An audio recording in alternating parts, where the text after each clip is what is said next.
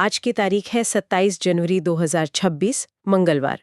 आज हम कुछ बहुत ही दिलचस्प स्रोतों की गहराई में उतरने वाले हैं। हाँ, और ये स्रोत भारत की आज की तस्वीर के अलग-अलग बहुत ही अलग-अलग पहलुओं को दिखाते हैं। हमारे पास नोबेल पुरस्कार विजेता की आर्थिक चेतावनियों से लेकर अंतर्राष्ट्रीय मंच पर भारत की कूटनीति तक की खबरें हैं। और इन सभी खबरों को जब हम एक साथ देखते हैं तो एक बड़ा सवाल खड़ा होता है क्या सवाल? कि आज के भारत के सामने असली चुनौती क्या है? देश के अंदर की आर्थिक और सामाजिक समस्याओं को सुलझाना, या फिर इस बदलती हुई दुनिया में अपनी एक मजबूत जगह बनाना? बिल्कुल। और क्या ये दोनों चीजें एक दूसरे से अलग हैं भी या नहीं? यही सवाल। चलिए आज इन्हीं स्रोतों को एक एक करके खोलते हैं और देखते हैं कि कहानी क्या बन रही है। तो शुरुआत करते हैं अर्थव्यवस्था से। हाँ, सबसे बड़ी हेडलाइन तो यही है कि भारत अब दुनिया की चौथी सबसे बड़ी अर्थव्यवस्था बन गया है। सुनने में तो बहुत अच्छा लगता है। बिल्कुल, हेडलाइन बहुत अच्छी है। लेकिन नोबेल पुरस्कार विजेता अभिजीत बैनर्जी का कहना है कि हमें इन हेडलाइन से थोड़ा सावधान रहना चाहिए। क्यों? उनका तर्क क्या है? उनका तर्क बहुत सीधा है। वो कहते हैं कि ये जो कुल जीडीपी का आंकड़ा है, ये भ्रामक हो सकता है। अच्छा। क्योंकि इसमें देश की विशाल आबादी 1.4 अरब लोगों का ध्यान नहीं रखा जाता। जब आप प्रति व्यक्ति आय देखते हैं तो तस्वीर उतनी शानदार नहीं दिखती। सही बात है। आम नागरिक की भलाई तो उसी से जुड़ी है ना कि सिर्फ बड़े हेडलाइन नंबर से। और उन्होंने एक और गहरी बात कही है। उन्होंने कहा कि हमारी नीतियां अक्सर बहुत शॉर्ट टर्म होती हैं। मतलब अगले बजट या अगले चुनाव को देखकर बनती है। बिल्कुल।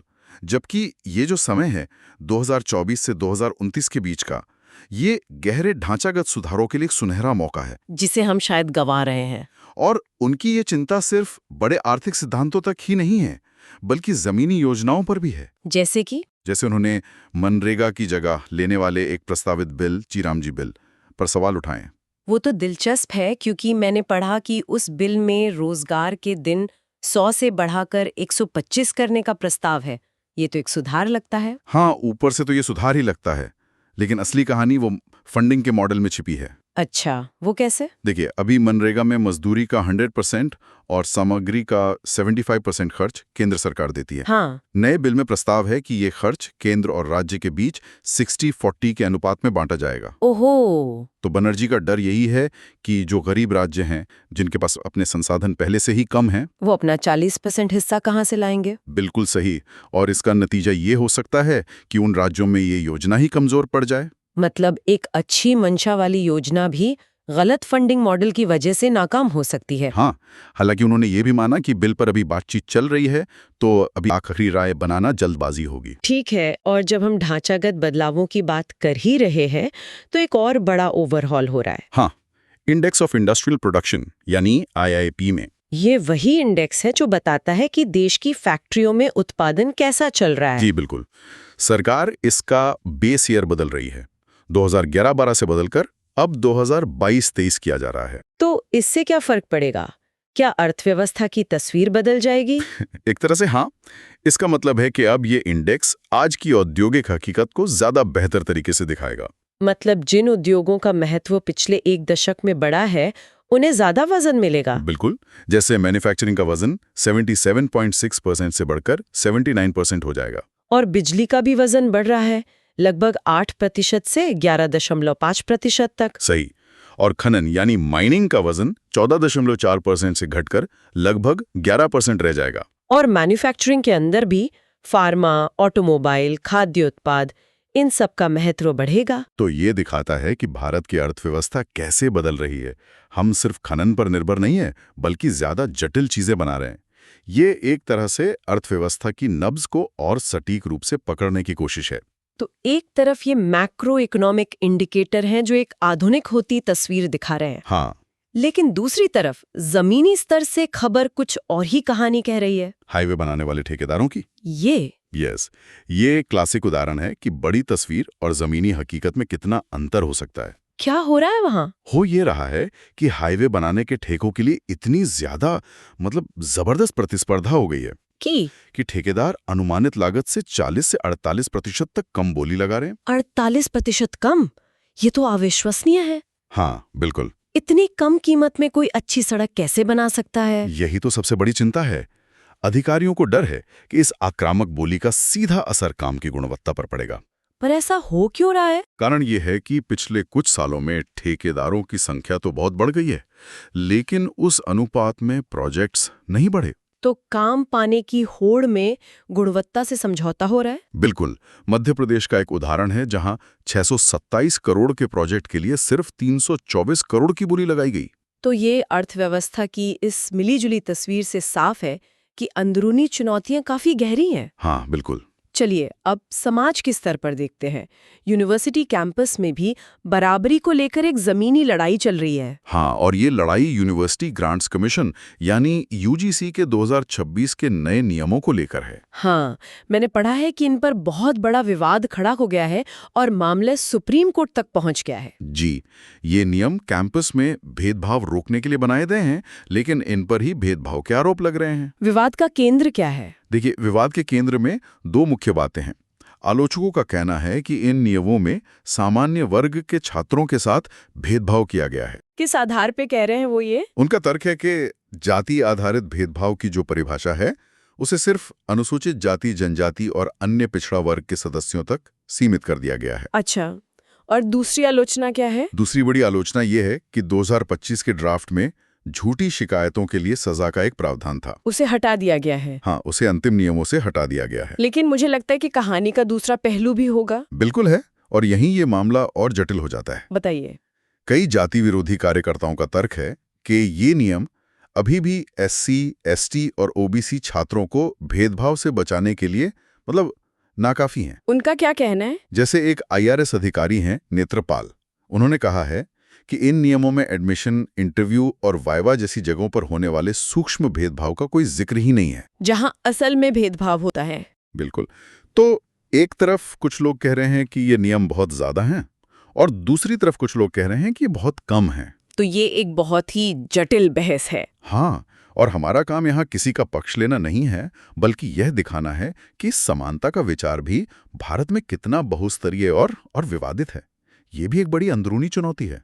एक तरफ जहां यूजीसी के नियमों पर इतनी बहस और अनिश्चितता है, हाँ, वहीं दूसरी तरफ दिल्ली की जिला अदालतों ने एक बहुत ही साफ और प्रगतिशील कदम उठाया है। ये एक शानदार खबर है। क्या हुआ है? अब दिल्ली की अदालतों के दस्तावेजों में लिंग तटस्थ यानी जेंडर न्यूट्रल शब्दों का इस्तेमाल होगा। जैसे पिता पति का नाम जैसी पुरानी भाषा की जगह अब अभिभावक जीवन साथी का नाम लिखा जाएगा। ये एक छोटा बदलाव लग सकता है, लेकिन इसका सांकेतिक महत्व बहुत बड़ा है। बहुत बड़ा। और इस बदलाव के पीछे की कहानी भी बहुत प्रेरणादायक है। हाँ, ये सुझाव 2021 में एक महिला डिस्ट्रिक्ट जज सविता राव ने दिया था। जी, और उनका तर्क बहुत मजबूत था। उन्होंने कहा था कि ये पुराने नियम ये पितृसत्तात्मक सोच को मजबूत करते हैं और ये दर्शाते हैं कि महिलाएं और बच्चे किसी पुरुष की संपत्ति हैं। बिल्कुल। उन्होंने जोर दिया कि न्यायिक संस्थानों को समाज में बदलाव का पथ प्रदर्शक होना चाहिए, उसकी अगुवाई करनी चाहिए। तो ये तो हुई देश के अंदर की बात, जहां काफी कुछ चल रहा है। लेकिन बाहर दुनिया के मंच पर भारत एक बहुत ही दिलचस्प खेल खेल रहा है ना? बिल्कुल। और इसका सबसे बड़ा संकेत इस गणतंत्र दिवस पर देखा, जब मुख्य अतिथि के तौर पर यूरोपीय संघ के दो बड़े नेता उर्सुला वॉन डर लेयन और एंटोनियो कोस्टा मौजूद थे। हाँ, ये भारत और यूरोप के बीच बढ़ती रणनीतिक साझेदारी को दिखाता है। दोनों पक्ष एक बड़े व्यापार समझौते पर काम कर रहे हैं और एक गेम चेंजिंग सुरक्षा साझेदारी पर भी। बिल्कुल।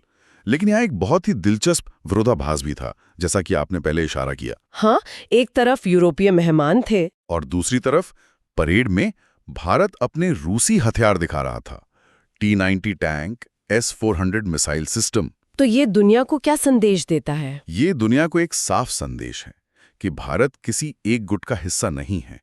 वो अपने राष्ट्रीय हितों के हिसाब से सबसे दोस्ती रखेगा।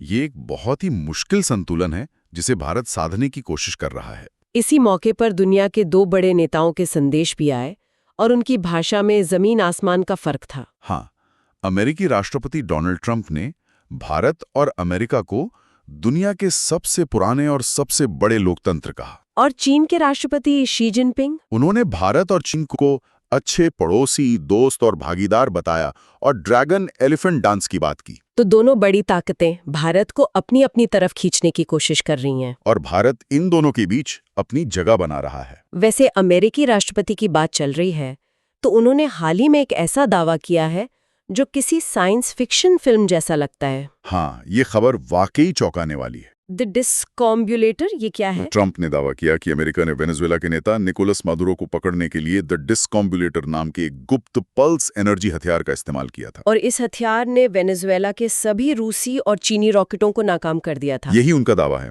ये सच हो या ना हो, लेकिन ये दिखाता है कि आधुनिक युद्ध का चेहरा कितना बदल चुका है। और अमेरिका की कार्रवाइयों का एक और असर भारत की एक बड़ी वैश्विक पहल पर पड़ रहा है। आप अंतर्राष्ट्रीय सौर गठबंधन यानी आईएसए की बात कर रहे हैं। हाँ, अमेरिका ने उससे हटने का फैसला किया है। आईएसए तो भारत के नेतृत्व वाली एक बहुत बड़ी पहल है। क्या ये कमजोर पड़ जाएगी? देखिए, यहाँ हमें असर को ठीक से समझना होगा।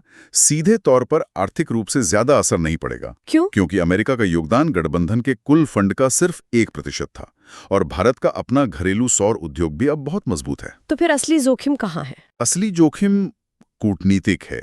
आईएसआई खास तौर पर अफ्रीका और दूसरे गरीब विकासशील देशों में काम करता है। अच्छा। इन देशों को प्रोजेक्ट्स के लिए सस्ते कर्ज और अंतर्राष्ट्रीय सहयोग की जरूरत होती है। जब अमेरिका जैसा बड़ा देश पीछे हटता है तो निवेशकों का भरोसा कम हो सकता है और इन देशों में प्रोजेक्ट्स धीमे पड़ सकते हैं। बिल्कुल।